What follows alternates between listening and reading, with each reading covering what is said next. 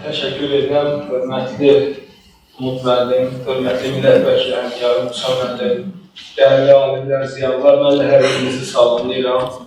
Mən də sizi təbrik edirəm, belə bir saytın ərsəyə gəlməsi münasibətilə.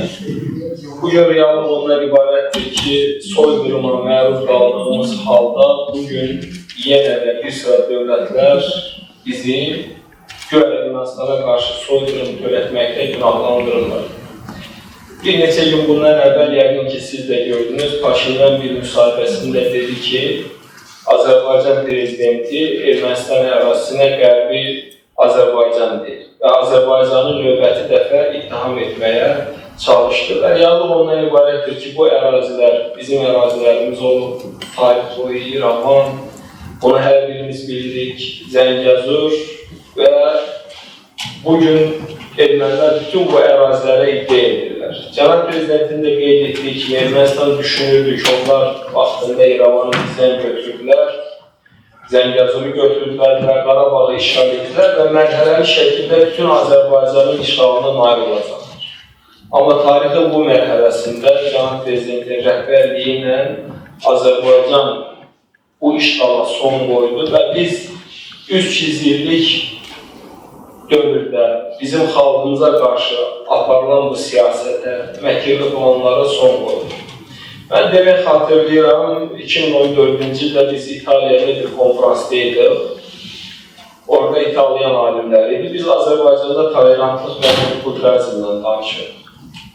Və orada bir İtalyan alimi mənə sübut eləməyə çalışırdı ki, bu ərazilərin həqiqi sahibləri ermənilərdir. Mən onunla bir xeyli söhbət elədim, o mənə müxtəlif fikirləri söyləməyə çalışdı və mənim bir daha əmin olduğum məsələ ondan ibarət oldu ki, bugün Ermənistan dünyanın əksər ölkələrinin, xalqlarını bu yalana inandırmağı bacarırlar.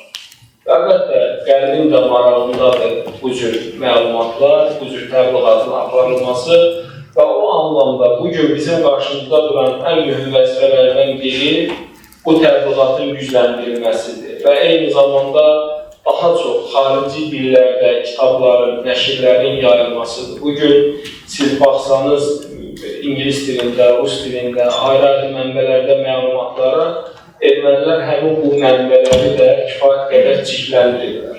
Mən bir dəfə bir məsələ oldu, ərəb dilində araşdırma apardım, soyqırımla bağlı. Vaxtım gördüm ki, ermənilər nə qədər hətta ərəb dilində belə məlumatları yayıblar və saytlara yerləşdiriblər. Yəni, onlar bütün istiqamətlərdə, Wikipediyada və ayrı-ayrı ensiklopediyalarda, mənbələrdə bu istiqamətdə sıx iş aparırlar.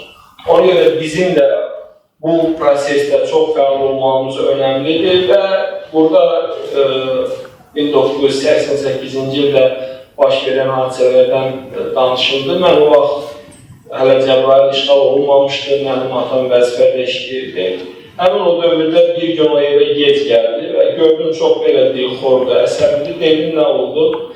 Nə oldu? Niyə belə sən bu qədər əsəbsən? Dedi, bizimkiləri, Azərbaycanlıları Ermənistandan deportasiya edirlər və sən görəsən ki, onu hansı formada həyata keçirirlər. Yəni, yük vagonlarına, insanları, elə insan var, qış vaxtı, nə ayaqqabısı var, nə paltarı var və onların hamısını bu formada mindirərək, o vaxt Ermənistana gedən qatar bizim rayondan keçirdi, Mahmudlu stansiyasından və oradan hamısını deportasiya edirlər. Və belə hadisələr çoxlu sayıda biz burada çox vaxtları qeyd edə bilərik və o anlamda bugün biz indi sülhə hazırlaşdıq, amma real ondan ibarətdir ki, ermənilər yenidən müharibəyə və qisasa hazırlaşdıq. Əlbəttə biz sülh istəyirik, amma nə deyirlər? Deyirlər ki, 20 il sonra, 100 il sonra, 1000 il sonra belə bizim Qarabağa qayıtmağımız vacibdir.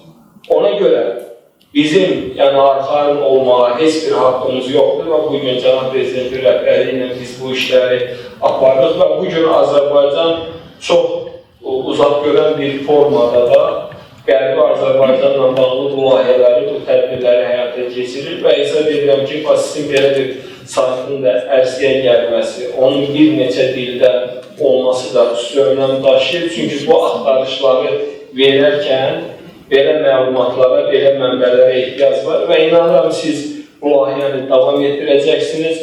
Bu işlərdə sizə uğurlar arzulayıram. Sağ olun.